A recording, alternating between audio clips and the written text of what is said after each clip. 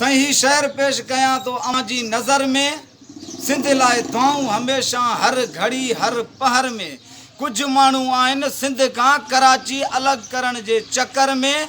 इंशा अल्लाह हू पानी गोलिया न लभदा हिन तर में।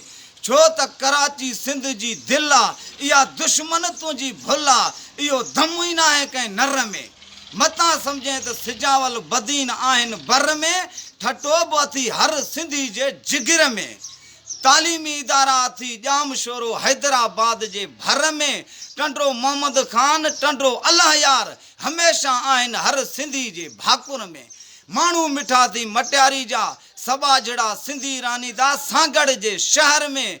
मीरपुर खास में थी मोहबती माण्हू दोदा दिलेर रानी दा उमरकोट वहीं थर में।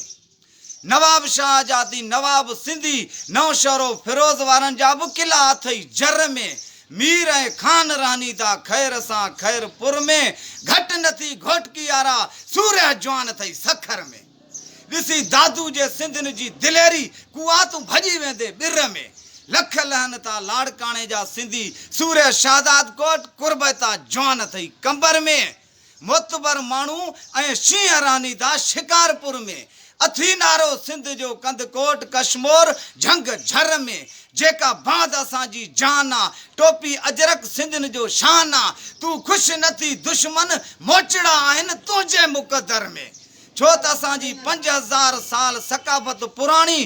तूं कल आए उघाड़ा तड़ोल ट्रेन जे सफ़र में। सिंध जो तो खाएं सिंध खे तो लॼाएं वरी सिंध खे तो ॻाल्हाएं।